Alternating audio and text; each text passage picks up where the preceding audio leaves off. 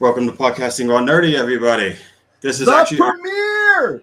the premiere! I know, right? The premiere. And this is the first episode under the Podcasting All Nerdy banner. And I'm very excited because we've got a lot of cool things for you guys today. So pumped. So pumped. For instance, stay tuned because we're going to have somebody special in the studio. Somebody very special. Not just in our hearts, but possibly in your hearts. You think we should give him a couple of hints? Some character clues? Yeah. Okay. You start with the first one, the obvious one. Well, there's a Kenny from Telltale The Walking Dead. Kenny from the Telltale Walking Dead, yes. But also, he is the voice of Furby in 13 languages. He's Riley Flash for you wrestling fans.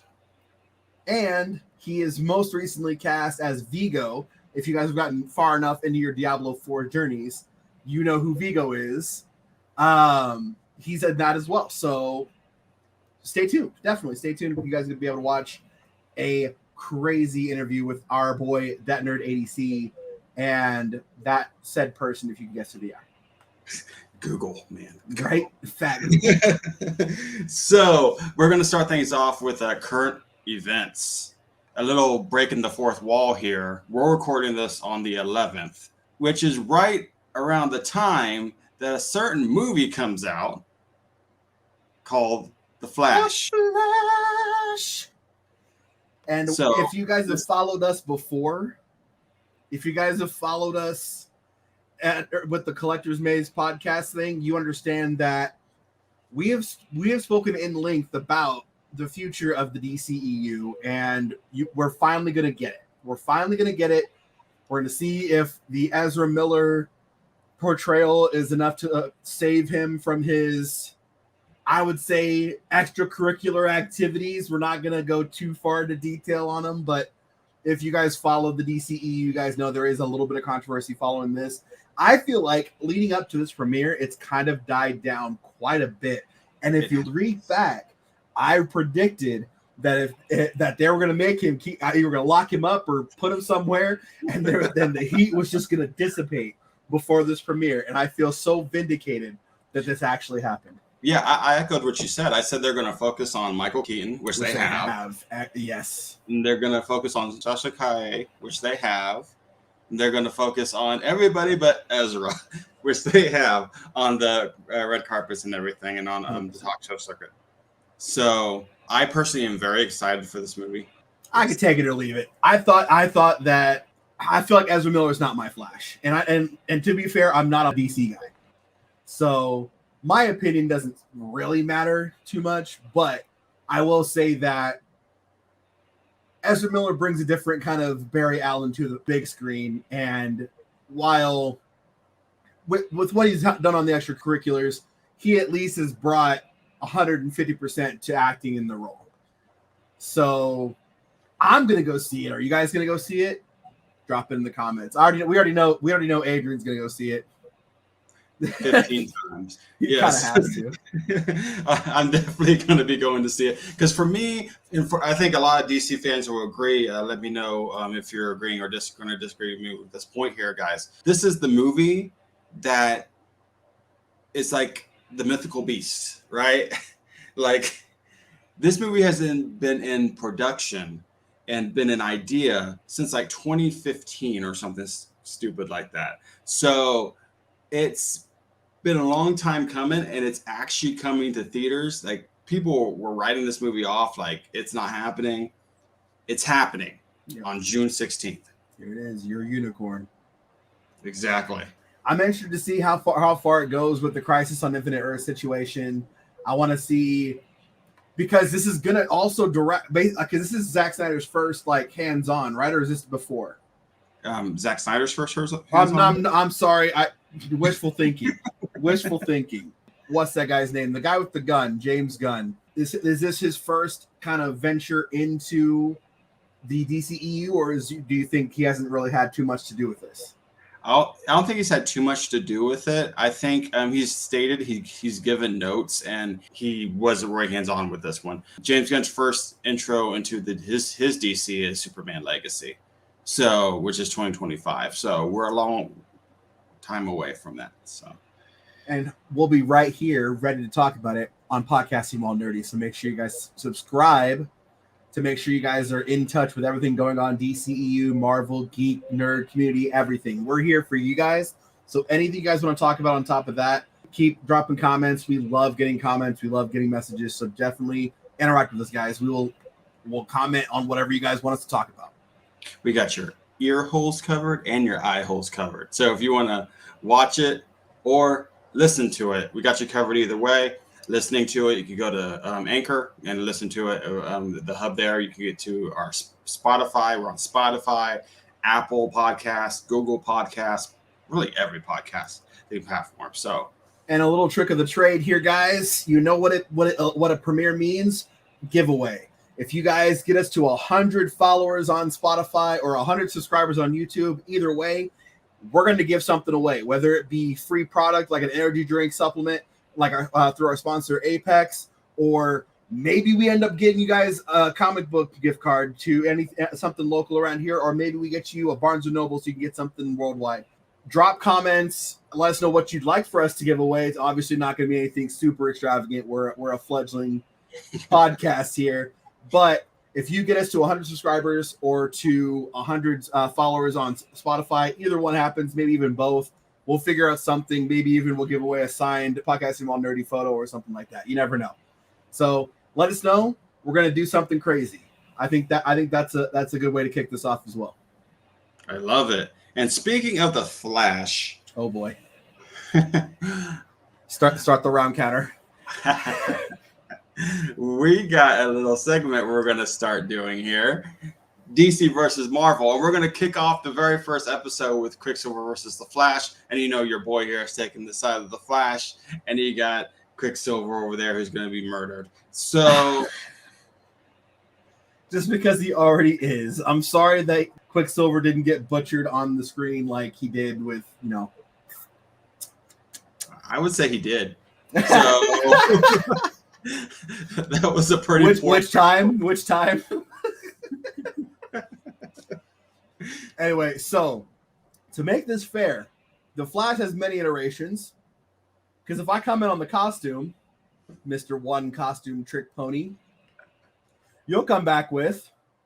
Well, there's many different costumes depending on which Flash you're talking about. Depending on which Flash you're talking about. So I'm going to talk about all the Marvel speedsters. And since you want to bring in all the Flashes and the multiple. Well, wait a minute here. The Marvel speedsters, as long as they're named Quicksilver. But there's only one Quicksilver. There's 95 Flashes. See, that sounds like a you problem, my friend. Sounds like a MCU problem, my friend. I'm just giving you a hard time. I know. But here's the thing. You got the Flash, Barry Allen, who, one, is so fast. Like, don't get me wrong. Traveling through time is great and all, but why is your daddy still in prison? If you're that fast. We're going there already. If you're that fast, how's your daddy still in prison? I can't believe we're going there already. Okay. All right. So since you're going there, I'm going to bring up a time clock here. I'm going to be like, and you're going to, and 2 minutes apiece. 2 minutes apiece with a 1 minute rebuttal apiece. That's it. We're going to do this old school rules. We're doing this Keisha specific. If y'all don't know what Keisha is, look it up. But NFL, we're not doing no football league. We're doing National Forensics League's timing. But I got 2 minutes on the clock on my phone. So, all right, sorry, now you go first. You're gonna have me go first. Yeah, you got more Flashes to talk about. Okay, so I got a couple bullet points, and you know me and my notes. I got a pen and paper here. So I'm gonna, as soon as I hit start on my phone, I'm gonna start talking. Okay. Okay. All right.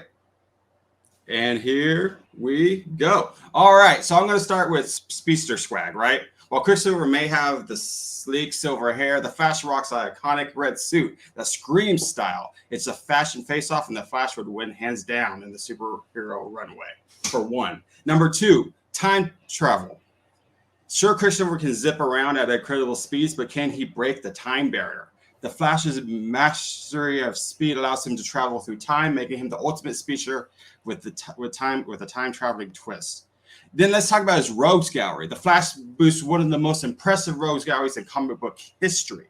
From Captain Cold to the Reverse Flash, his adversaries are as diverse as they are iconic. Team player extraordinaire, something the Quicksilver is not. The Flash is renowned for his membership in the Justice League, working side by side with the heavy hitters like Batman and Wonder Woman. He's a team player through and through, while Quicksilver mostly flies solo. It's a testament to the Flash's leadership and camaraderie.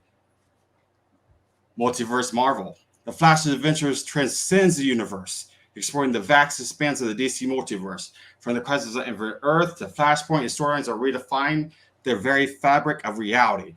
Quicksilver might be fast, but the Flash is literally changing the game in comics. Villainous speed demons. Let's not forget the Flash's notorious enemies Zoom and Professor Zoom. These villains are not only match his speed, but also possess their own wicked tricks. Quicksilver simply doesn't have a counterpart with the same level of evil genius. The Speed Force factor. The Flash's connection to the Speed Force grants him incredible powers beyond just running fast. He can vibrate through solid objects, create sonic booms, and tap into the energy source that transcends speeds alone. Quicksilver can't compete with the metaphysical might of the Speed Force. And finally, pop culture icon. The Flash's popularity spans beyond the comic book realm. With a hit TV series, numerous animated adaptations, and a highly anticipated film, he has become a cultural phenomenon. Quicksilver, on the other hand, struggles to stand out despite a few memorable moments. And I didn't even need my full 2 minutes. I am done. Let me get my phone out for the timer. This man came out with notes. All right, I'm going to use my full 2 minutes because you put out a lot out there. But all right, ready and start. So to counter the whole camaraderie thing, he's a member of the Justice League. If he wasn't a team player, he wouldn't have been recruited. The only reason he even got recruited to the Justice League was because he's one of the only people in the realm with powers. Batman went to the first people he could find with powers, so he didn't really have a choice. With all the time travel and nonsense you're talking about, he can't fix anything and breaks the timeline multiple times, creating the antagonist you so claim that you love. It's his fault they exist. DC is notorious for making good guys bad guys by creating bad guys in the wake of what these good people are doing. Quicksilver's a mutant. There's no magical speed force. He's the camaraderie issue you're discussing. What about the X-Men? What about his sister? You want to talk about iconic villains? Ultron, Apocalypse? Like, come on! Poops. No, on Zoom? Come on. Anyway, got a minute left. On top of that, you want to talk about the iconic Flash costume. Red and yellow is the most overused color scheme in the history of everything. Red and yellow is two of the most included colors in the entire DC universe. They cut them from the primary colors. Red and yellow is supposed to go together. Silver is sleek. It's cool. It's awesome. He's a mutant. There's no competing with speed. Flash is obviously going to be faster. But he's also one of the biggest screw-ups in the DC universe. The reason there's so much crap going on in the new Flash movie is because he's going to go do and mess up everything. And if he didn't go back and mess up everything, would he be that big of an icon? His screw-ups completely outweigh any feats he's ever done and anybody he's ever defeated. He's never done it by himself. That's my 2 minutes. All 2 minutes of it. You needed it, man. I did. You put out a lot out there. You were ready to go. 1 minute rebuttal. 60 seconds. All right. Let's talk about your villains argument. You're reaching, man. You're reaching because I said Flash specific villains. Quicksilver is only by proxy has those as his rogues. So that's a reach for one to even name those as Quicksilver villains. Come on now. 2, you want to say the Flash messes up all the time. I'll give you that, okay? But at least he has the ability to mess up because he has the power set to do it. Quicksilver can even attempt to do these things because he doesn't have the power set. So yeah, the Flash may mess up. Flash may not been able to fix his parents and save his mother and blah blah blah. But Quicksilver can't even try to do those things because he doesn't have the ability to. Three. You want to talk about Silver being better than red and yellow? Come on, man. Come on. The Flash costume is iconic. Quicksilver, you put that color palette on a piece of paper and nobody would tell you Quicksilver. Not even hardcore comic book fans would tell you Quicksilver. Silver is so generic. And finally, I'm going to end with this. I got 58 seconds. I'm counting. You want to say the Flash became part of the Justice League just because by proxy, because of his powers? No, I said because he was one of the only people around with powers. Okay. But he's been acknowledged several times by several members of the Justice League as being one of the most powerful members of the Justice League. How many times have people acknowledged Quicksilver? So, I'm just gonna, 3, 2, 1, start. You didn't make any arguments. All you said was, "Come on, man."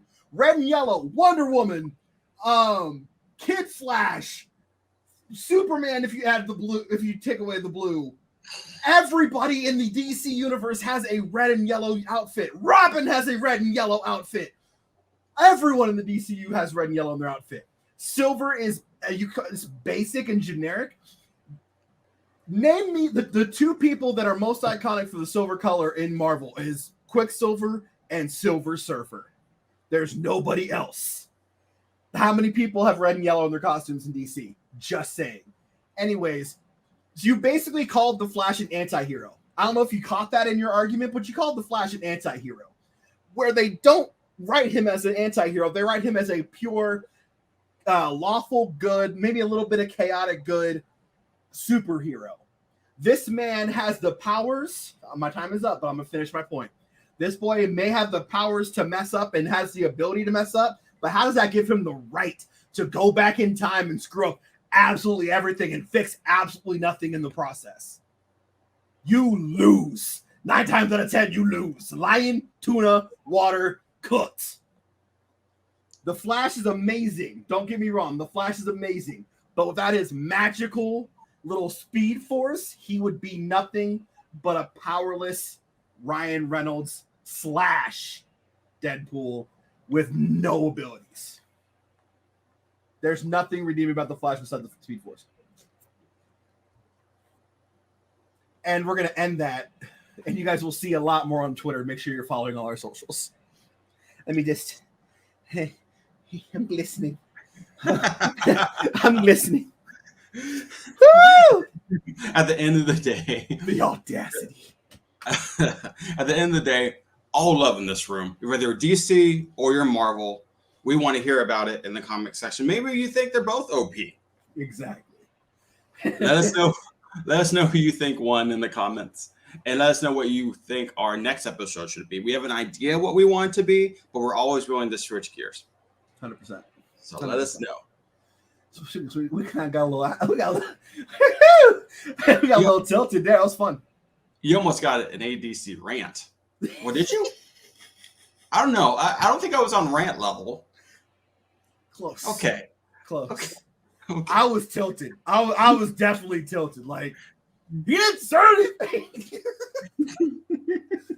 Quicksilver sucks. I had solid arguments, my friend. The reach Ultron created, like on a weird level. The two origins are that he's Magneto's kid, and then he's Ultron's power bastard baby. Like, come on. So, guys, the time has come for you guys to get a little treat. Brendan, do you want to pitch this up to what our next segment here? Video games and all that is the glory of video games. And if you guys have missed the past 2 weeks of video gamage, I highly suggest not just watching this or listening to this. Go do the research because there were so many things But the first thing I'm going to do is, if you guys know anything about us, we back in October we did the 30th anniversary of Mortal Kombat plus other guests here in Wichita, and it was great. Don't get me wrong, it was great. I definitely have some schmutz, but the one thing I definitely want to talk about, and if you guys want a solo video for this, MK1, I'm telling you guys right now, don't get excited. Don't get excited. Don't pre-order. Hold on. Let them fix it, if they even get to fix it. It's basically Tekken Tag Tournament meets Injustice 2, and I see a complete reset of the timeline, which, you know, we just talked about Flash, but a reset of the timeline isn't always the best thing for a franchise, no matter how many times it's been done or how many different franchises do it. It's not always the way to do it, especially when you're ripping off things about the characters that you guys didn't write, that was created in the process of making the video game. I got a lot to say about that, so there's probably going to be a side video for that. But that's a blanket statement. Much respect to the MK 1 and 2 and 3 people. You guys pioneered so hard and so heavily that they're coming back to it 30 years later. So you guys should definitely feel very special about that. But shame on you, NetherRealm. On a legit level, shame on you guys. Because, like, you wait this long to make a game, and it's literally like, oh my gosh, you're doing the same fatalities from Mortal Kombat 3. Like, I get it. There's only so many ways to rip a person apart. But, like, you guys got rid of a lot of old talent at NetherRealm and brought in a lot of fresh faces and a lot of fresh writers. For you guys to go back and do what you're doing, shame on you. No innovation whatsoever. And the fact that there's no 1v1. It has to be cameos. Like, as of last night, there's no 1v1 combat. It's one in a cameo throughout the entire thing. Thank you, Tekken Tag Tournament. Thank you, Marvel vs. Capcom. Where's the innovation? Where's the presence? Where's the power that I expect to come from Mortal Kombat? Especially because every time you guys go from Mortal Kombat to Mortal Kombat, we see some kind of innovation. It looks like you guys innovated yourselves right into a niche, and no one's going to like you. A lot of people are upset. I'm one of them. But I'm upset for a lot of different reasons, so I'll probably highlight that in another video. There was Fable announced. There was, oh gosh, there was so much. Fable was announced. We got a Spider-Man 2, not a gameplay trailer, but I guess it was a gameplay trailer. It was gameplay with the cinematics mixed together. The Sony Game Fest was nothing compared to the Xbox Game Fest, by the way. If you guys haven't gotten a chance to check those out, go watch those. There's way too much for me to cover in this little itty-bitty podcast, but maybe we'll do a video on those two. Who knows? We might get frisky and just cover everything all at once in so many places. But the big ones for me was Mortal Kombat 1, absolute garbage, Spider-Man 2, and the Fable announcement with a specific actor. I can't think of his name, but he's been in a bunch of commercials and stuff. He's really funny. But he talks about the age of heroes being over, that he just wants to grow vegetables. So I'm assuming that they're going to have a much wider expanse to where you can be that hero or villain, or you can just be the humble onion farmer. But yeah, so there's so much to cover there, so much to cover. But the MK1 video might have to happen just for a simple fact that I'm disgusted. It needs to happen. They need it. They need to see that. It's disgusting. I haven't used the word disgusting to. I think the last time I did it was Anthem. With how hard we got screwed on Anthem. Oh. This is just like it's cool because like they got away from their dark aesthetic. Like it's cool, like to the point where like you're doing something very small difference. Like I literally talked about it on our podcast that they do a dark aesthetic to kind of contrast themselves to Street Fighter 6 or to Street Fighter, and then I see Street Fighter 6 come out with the bright like graffiti and stuff like that. I'm like, oh, Mortal Kombat's going to have to go real dark on this one. And they go bright and shiny, and it's like literal sick to my stomach watching any highlights or game clips from it at all. If you follow Brandon on Twitter, was it Twitter? You recently got into stuff. Well, YouTube, was it? You on some social platform. I know you recently got into TikTok. You recently got into a little spat with somebody. Yeah, he is I'm not happy. Not happy with this. So yeah, let us know if you want to see that rant because NetherRealm doesn't want to see it, but y'all might. Let me just give you the tagline for the video. Since I'm gonna make it. The tagline for the video is, "Wow, NetherRealm waited 30 years to put out something that they didn't wait for it to become cool again. They just went ahead and did it anyway." Literally, I'm not ruining it. Go watch the video. Go look for it. I'll bring it to you as quick as I can. The more comments I see, the more comments, more subs. I'll drop it. And as we get closer, we'll see more. And then the more I'm disgusted. I'm absolutely disgusted. And the fan people are like, "Oh, this is so cool." I'm like, no, man. If you've been a fan since 1, I'm a filthy casual. Don't get me wrong. I am a filthy casual when it comes to Mortal Kombat games. I play them for fun and I enjoy them and I love the lore behind it. And I am personal friends with a few of the cast members from the original games. Seeing and hearing their story, all the interviews I've done, seeing the stories and stuff like that, to see what they're doing is disgusting. I'm sorry. I keep repeating myself, but it's a shame. Speaking of friends, we got a friend who we recently got to speak to recently and had a lot to say about a lot of cool things going on in his world. His name is Gavin Hammond. If you guys didn't catch on from earlier and put all the pieces together. And recently got to speak with him. We're going to share with you the highlights from that interview. And the full interview is on our podcast and also on our YouTube channel. So without further ado, enjoy. Fans, welcome to Podcasting Raw Nerdy. I am with Gavin Hammond. How you doing, Hello. Gavin? I'm good, Adrian. How are you, man? Doing great. You may know him as Kenny from The Walking Dead. You may know him from Wolf Among Us, or my favorite, Riley Flash. Oh, wow. Deep cut. Today, I have Gavin Hammond on here because we have one specific, really important thing to talk about, and that's the world of Lego. But Sure. I want to get a little background before we do that. Is that okay, Gavin? Yeah, of course. Yeah. How did you get into the field of voice acting? What inspired you to pursue it as a career? I never knew that it was a job or anything like that. I always did voices and I was a pretty good mimic as a kid and I was obnoxious. I talked a whole lot as a kid. I was working in construction and my dad was listening to talk radio as he always did.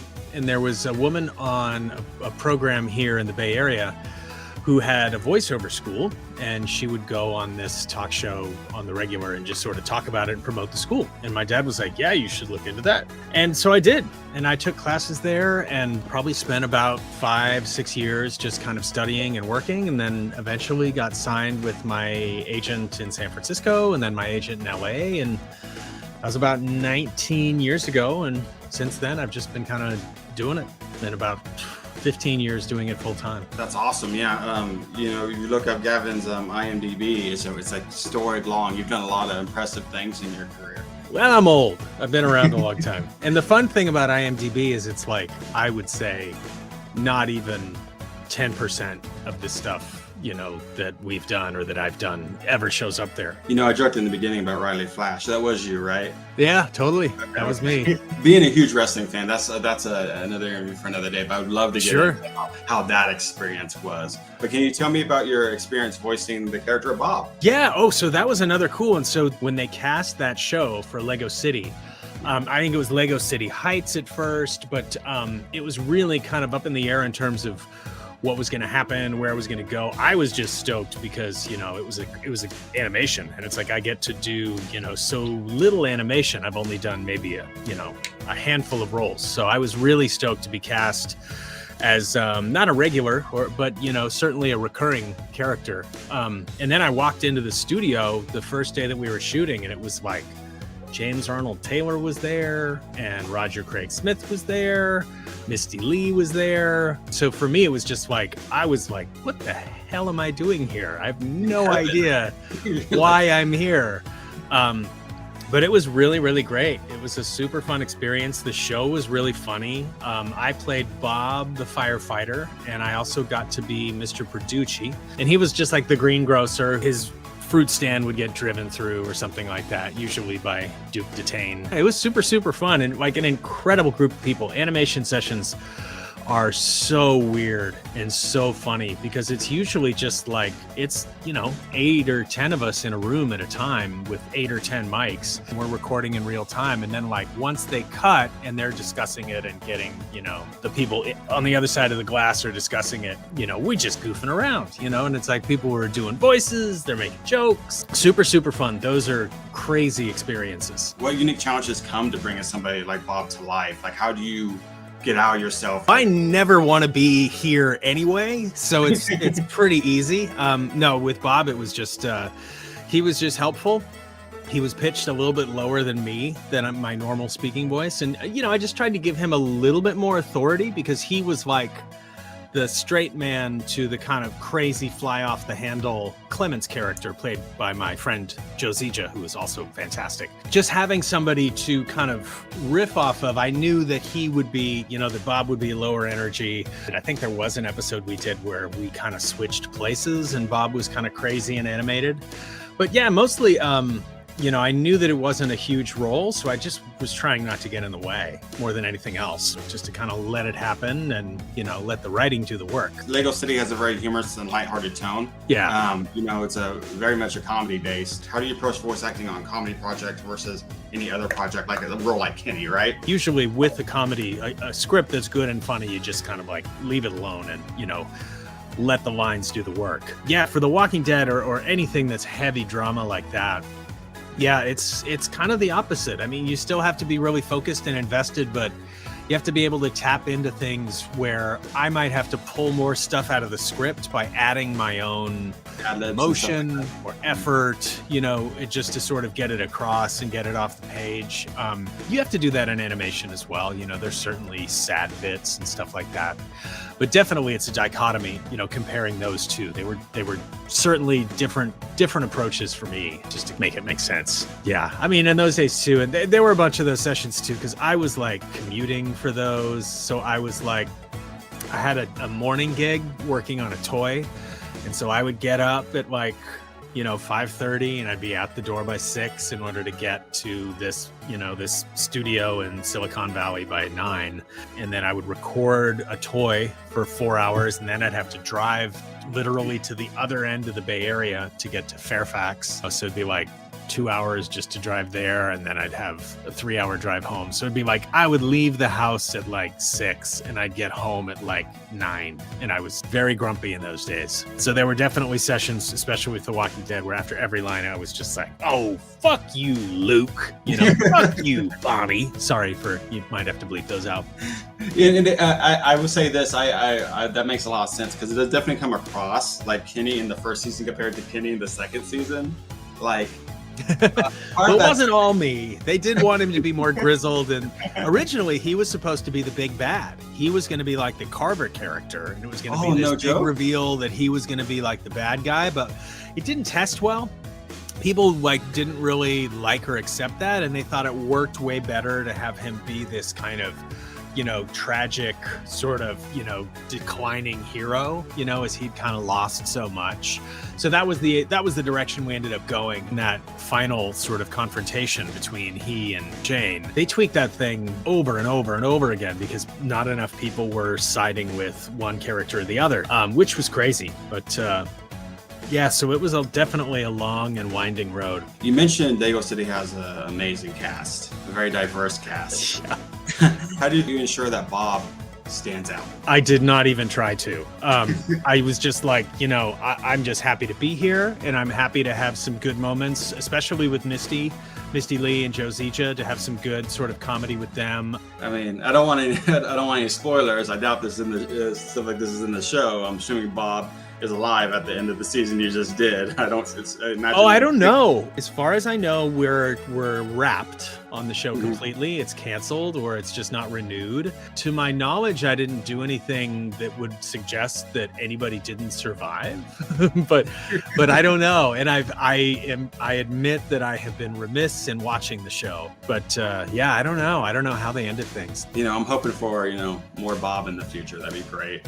Sure, I'm hoping for any sort of animated animation in Maybe the like- future. That'd be great. like- Oh, I like do a- have something coming. I can't talk about it yet, but that should be cool and a big deal. That's animation. So Oh, you got me excited now. man. yeah, it has nothing to do with Lego though. I'm sorry. How would you, for somebody who hasn't seen Lego City, pitch Lego City to somebody? What's amazing about it is it's this collection of all of these different weirdos that exist in a city that are all sort of like have their own jobs and their own agendas, and they all sort of intermingle in very strange ways. The humor can be really slapstick and over the top and goofy. It can be really subtle.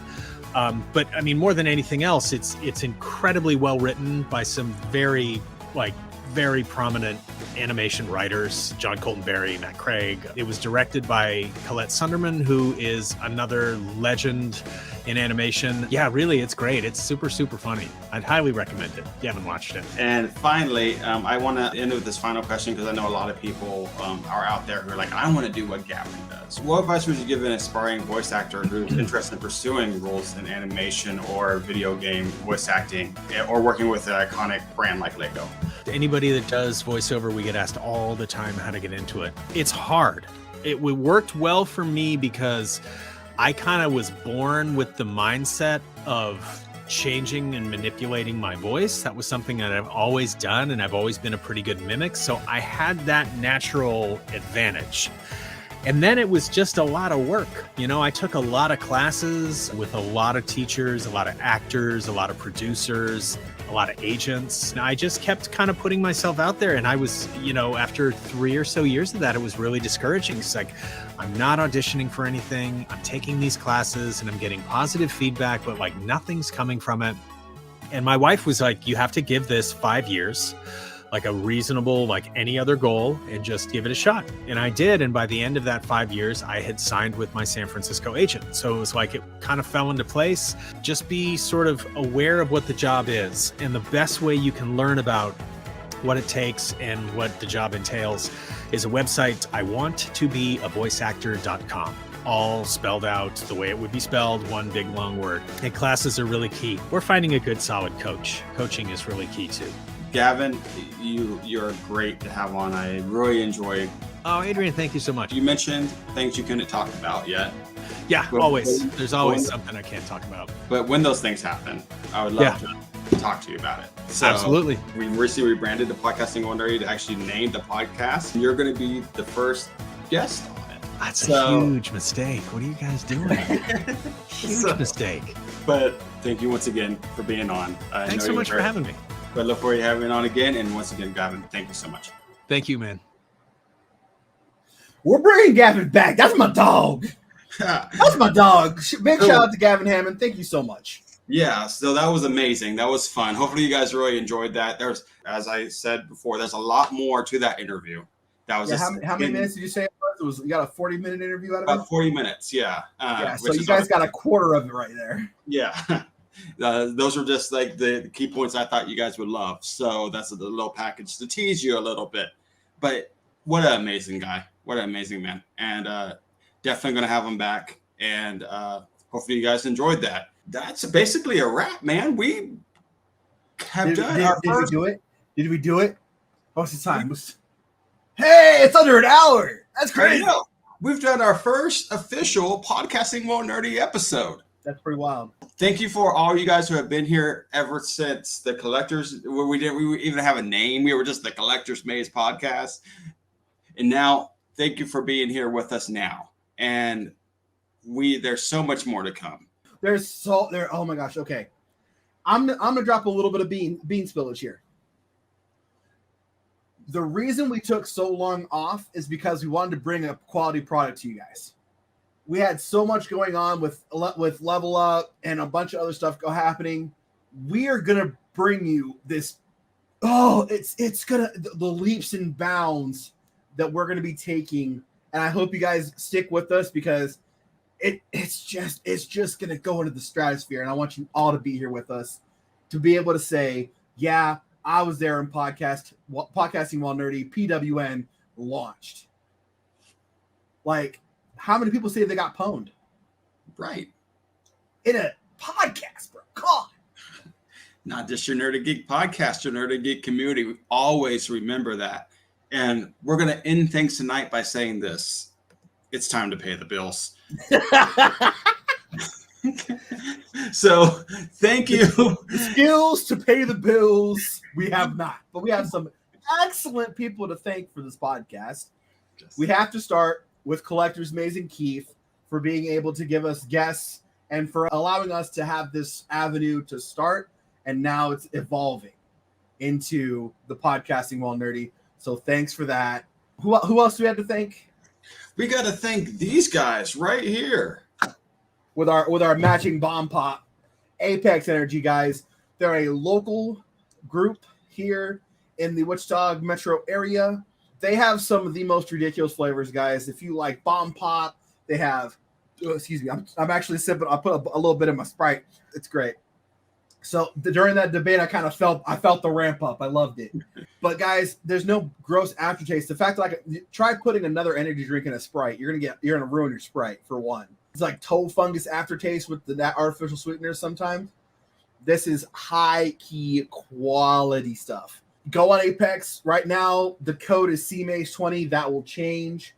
But if you want to get your hands on the stuff that keeps Brandon 2K and Dat Nerd AC running things, Apex Energy all day, every day. It is made for gamers and podcasters and interview people and all the talkers there are in the world, obviously, because I'm sitting here just running my mouth. So thanks again to Apex Energy for dropping an excellent product on us.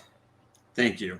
And not quite paying the bills, but I also want to give a quick shout out to a place you see me all the time. If you're from the local area, if you wonder why I've been drinking on all night, it's been the Locker Room.